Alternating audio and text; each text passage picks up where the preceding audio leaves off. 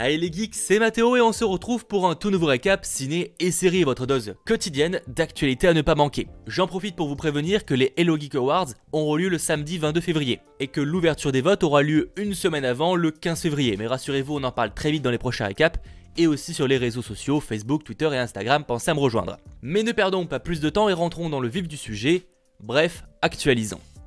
La première bonne nouvelle du jour, elle nous vient de Netflix. Zéro surprise, mais le service vient bien officiellement de commander une saison 3 pour Sex Education. Otis, Maeve et tous les autres seront de retour prochainement. Si on suit le rythme installé jusqu'à présent, faut s'attendre à les retrouver début 2021. Je rappelle que j'ai fait une vidéo sur le sujet qui est toujours d'actualité.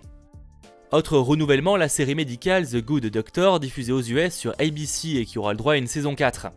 Et comme les bonnes nouvelles ne s'arrêtent pas là, même si la série Power vient de se terminer après 6 longues saisons, on vient d'apprendre que des spin-offs sont en préparation. Et pas qu'un peu, hein. Un premier spin-off du nom de Power Book 2 Ghost avait déjà été officialisé avec notamment au casting Mary J. Blige et Method Man. Ça sortira en 2020. Mais aujourd'hui, on sait que Stars Play bosse sur 3 autres spin-offs. Power Book 3 Raising Kanan, un préquel qui amènera donc les téléspectateurs dans les années 90. Power Book 4 Influence qui suit Rashad Tate dans son ambition politique dévorante. Power Book 5 Force où l'on suit Tommy Egan après avoir coupé tout lien avec son passé et quitté New York. Ça c'était donc globalement les bonnes nouvelles et même si j'en ai encore pour la suite de la vidéo, on va devoir faire une pause sur les mauvaises, ou en tout cas les surprenantes dans le mauvais sens. Le film DC Comics Birds of Prey et la fantabuleuse histoire de Harley Quinn fait un très mauvais démarrage au box-office. En quelques jours à l'affiche, il atteint un peu moins de 80 millions à l'international, dont 33 millions juste aux US, pour un budget d'un peu plus de 80 millions. Alors je sais que même si à première vue on pourrait se dire bon bah ça va, il a déjà presque remboursé son coût de production, dans les faits ouais, mais Warner Bros espérait beaucoup mieux pour son premier film de 2020.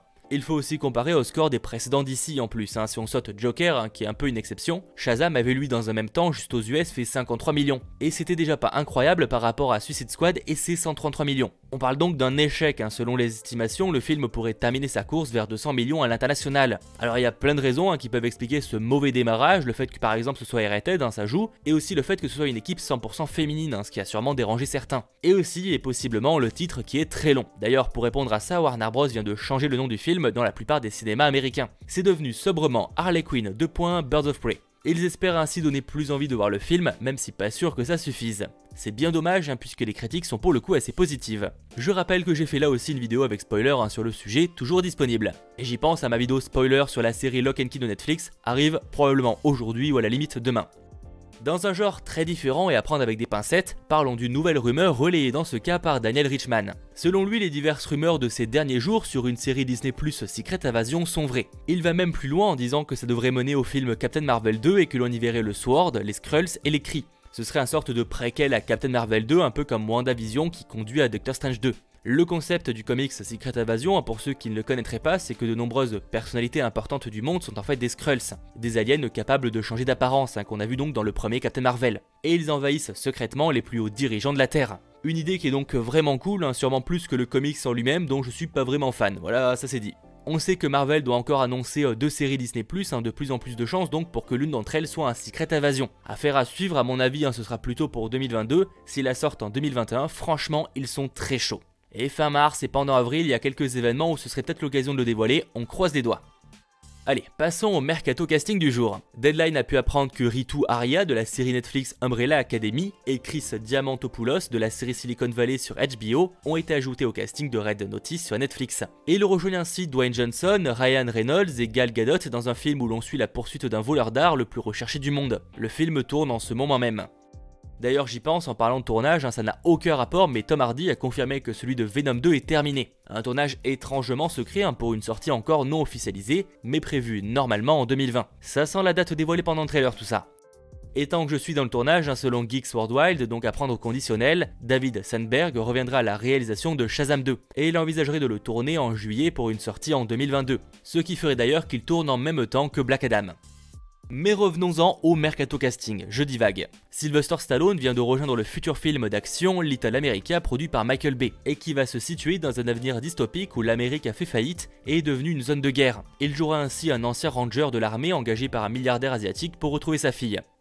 Information par contre plus surprenante qui concerne cette fois le film Parasite, qui ce lundi matin est rentré dans l'histoire en obtenant 4 Oscars. À la fois celui du meilleur film international, mais aussi celui du meilleur film tout court. Ce qui fait donc de lui le premier film en une autre langue que l'anglais à l'obtenir. Tout ça pour dire, et ça c'est pas nouveau, que HBO prépare une série Parasite, vendue comme une sorte d'extension au film. Mais selon plusieurs sources de Collider, Mark Ruffalo, donc star du MCU, serait envisagé pour y jouer. À cela, HBO a publié une déclaration précisant que la série limitée d'HBO inspirée de Parasite est au premier stade de développement, et spéculer sur n'importe quel personnage ou casting, c'est extrêmement prématuré. En tout cas, la question a été aussi posée à Mark Ruffalo, donc l'intéressé, et lui répond que ce serait surprenant, laissant quand même présager qu'il y a bien des discussions, mais sans vouloir l'admettre. Autre genre, Josh Peck a été choisi pour jouer dans la série Turner et Hotch, l'adaptation Disney+ du long métrage avec Tom Hanks sorti en 1989. 12 épisodes ont été commandés par Disney, la plateforme arrivelle le 24 mars en France. Et passons maintenant derrière la caméra, là aussi ça bouge beaucoup avec James Bobbin qui serait apparemment en pourparlers pour réaliser un film live Cluedo inspiré du jeu de société bien connu aux côtés de la 20th Century Studios, avec Ryan Reynolds en tête d'affiche. Je peux aussi vous dire que selon Variety, Jennifer Kaytin Robinson, qui a bossé sur le film Quelqu'un de bien pour Netflix, vient de rejoindre Taika Waititi pour écrire le scénario du Marvel Thor Love and Thunder, et dont la production devrait commencer d'ici la fin de l'année pour une sortie en 2021. Et selon Deadline, Rachel Chavkin vient d'être engagée par la Paramount pour se charger du remake du film espagnol Shoe's Nest, sorti en 2014. On est quand même en train de parler du remake d'un film qui a moins de 10 ans, on atteint un certain palier.